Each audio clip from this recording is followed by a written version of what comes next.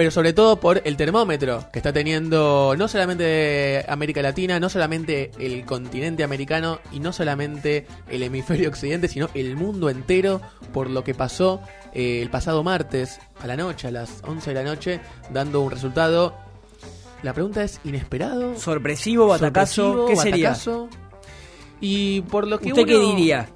Y la verdad es que los pronósticos siempre son manejados por algunos medios de comunicación, porque la realidad es que uno se instruye o de alguna manera se informa a través de los principales grupos multimediáticos, que tenían una candidata que era Hillary Clinton. Sí. Entonces nunca iban a dar por posible una victoria de Donald Trump. Ahora la cuestión es la siguiente: lo que se decía según los grupos multimediáticos, ¿era lo que realmente se pensaba en la sociedad o lo que la sociedad cotidianamente decía? Ese es el punto. Porque la cuestión es la siguiente: no es algo aislado, es algo que se está dando sobre todo en lo que son las últimas movidas políticas, si se quiere decir, porque lo de Macri fue una elección, pero lo de Temer no fue una elección. Lo que fue el referéndum en Colombia fue algo distinto que un comicio electoral nacional, sino que fue un plebiscito. Lo que fue el referéndum de Bolivia y lo que fue también la elección legislativa en Venezuela. Son todos cachetazos a lo que son las movidas progresistas de América Latina y sobre todo el contexto progresista que se estaba viviendo a mediados de lo que es este inicio del siglo XXI, con lo que devino a partir de la crisis del neoliberalismo. Entonces, este coletazo que se está dando hoy en día, la pregunta es, si uno analiza en estos términos, ¿es inesperado? ¿No es inesperado?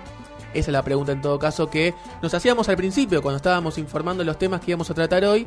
Y obviamente la pregunta es abierta para los oyentes, ¿era inesperado la victoria de Trump? Porque había un punto donde se decía, bueno, no podía ser candidato del Partido Republicano y lo fue por amplio margen, dejando a, como decía Augusto en columnas anteriores internacionales, a históricos políticos del Partido Republicano.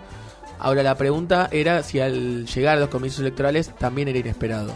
Si era inesperado, no. Dejamos las líneas abiertas. Si querés opinar sobre la titularidad de Higuaín, manda un número 1 adelante y luego tu opinión. Si querés opinar si esperabas la victoria de Trump o esperabas la de Hillary, manda 2, un número adelante.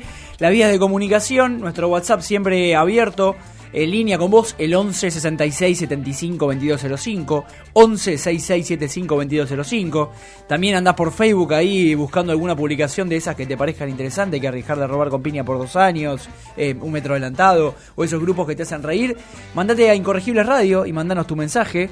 O por Twitter, si sos un tuitero inexpugnable, tenés @incorregiblefm. Todas las vías te damos. Si sos un antiguo, de los antiguos, como Enrique, el personaje de Franchella, por ejemplo, podés mandar un mail a radioincorregibles@gmail.com. ¿Y vos dónde te ubicas, Rodri? Yo soy un antiguo, soy un clásico. Sos un romántico, mejor.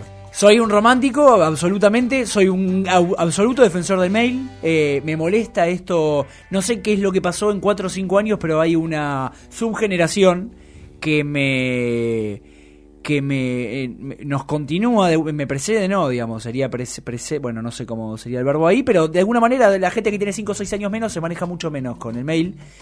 Sucede, la generación que me sucede, perfecto, que no sería una generación, pues son 5 años, pero ahí hay una brecha donde pasa que le preguntás, ¿estás buscando laburo? Sí. ¿Estás mandando currículum por mail? No abro el mail. ¿Y cómo esperás encontrar? Digo, es una cosa que no entiendo. ¿Dónde busca? ¿Cómo busca laburo hoy? Ya los tildabas como subgeneración, ya tomás una postura en relación a esta generación, diciéndole subgeneración.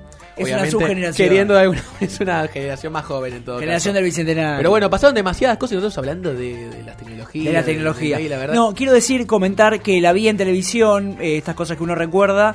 Vanessa Carbone, profesora de prácticos de la Cátedra de Historia de Estados Unidos, la carrera de Historia de Filosofía y Letras. Recuerdo cuando cursaba en Filo, el profesor en el teórico presentaba la materia diciendo la lucha que se había dado por construir una materia en el programa de estudios optativa que fuera Historia de Estados Unidos. La importancia de conocer la historia de la potencia imperial por excelencia de la modernidad, digamos, ¿no? Sí. De la edad contemporánea. De entenderla, de conocerla, de saber sus fenómenos, de sus dinámicas, de su política. Y me pareció, entre tanto análisis, politólogo, tanto cosas que son opinables, ¿no? Cosas que a uno le gustan más, otras menos, se siente más identificado. Pero esto, digo, qué importante poder tratar de entender y conocer, por ejemplo, digamos, ¿no? Que ese hombrecito que estaba al lado de la familia Trump cuando anunció la victoria, un tal Michael Peace o una cosa así, es de no voy a decir tribu, porque no es tribu, tampoco es una secta, pero es un grupo étnico conocido como los Husiar, que son un grupo de colonos. Sería. Sí, pasa que tampoco es religiosa, son colonos blancos, 88% de blancos de los 4 estados del noroeste, Michigan, Ohio, de cosas, tipos descendientes de alemanes, y que fueron masivamente a votar al Partido Republicano de Trump porque viven una recesión, digamos, en todo lo que es la industria automotriz de Estados Unidos, y bueno, ese voto de alguna manera cautivo o la promesa de reactivación económica los contuvo tanto por un lado como el discurso más xenófobo, digamos, racial y anti-inmigrante, anti-latino de Trump. Conocer esos datos de color, de alguna manera, que nosotros, que nos vinculamos con este mundo de la comunicación y el periodismo, sabemos apreciar, ¿no? Sí, sobre todo porque estamos tan acostumbrados a ver en los grandes medios masivos, los medios por lo menos que tienen gran participación en nuestra cotidianidad, en nuestro prime time, en nuestra cena, en nuestro almuerzo o en nuestras redes sociales, sí, ver en su mayoría economistas, ex periodistas deportivos, politólogos en algún punto, y muy pocos sociólogos, muy pocos historiadores y muy pocos comunicadores sociales, comunicadores en todo caso, porque te vi insistiendo sobre eso. Te vi en la realidad es que fue un descargo que había manifestado en relación a cómo de alguna manera nos centramos tanto en la lógica economicista o en la cuestión de los números duros, y siempre analizamos el discurso justo cuando ya pasó el tema. Siempre nos podemos analizar el discurso de Trump cuando ya ganó, el discurso de Macri cuando ya ganó, no sé hasta qué punto igual estamos analizando el discurso de Macri, pero son cuestiones que realmente pugnan en lo social, porque en todo caso lo económico es un factor, es un elemento, es justamente la usina, la materia prima de alguna manera que se utiliza en el discurso. El tema no es qué es lo que dice, sino cómo lo dice. Y a mí me parece que lo que destaco en lo que fue la elección de Estados Unidos y sobre todo en la figura de Trump fue el cómo lo dijo. Claro. El cómo lo dijo, cómo lo transmitió, cómo lo comunicó, que siguiendo lo que fueron las declaraciones de Daniel Scioli, realmente interpeló a las clases populares. Entonces la pregunta es, ¿este discurso que es reaccionario, que es progresista, qué sería de alguna manera? Si nosotros hablamos de interpelar a las clases populares y si lo lográs de alguna manera, te aprovechás de un momento donde hay una crisis, donde hay un odio racial terrible y en ascenso, donde hay por lo menos un coletazo, de alguna manera también un factor externo que se está dando, donde las derechas están triunfando por sobre los movimientos progresistas. La pregunta es, ¿no lo vas a aprovechar eso? ¿No lo vas a manifestar eso? Entonces me parece que hay una gran deuda hoy en día con la comunicación en Argentina, yo hablo de Argentina porque lo conozco, en el cómo se dice, en el discurso. La verdad que no se está analizando lo suficiente y tenemos resultados como este.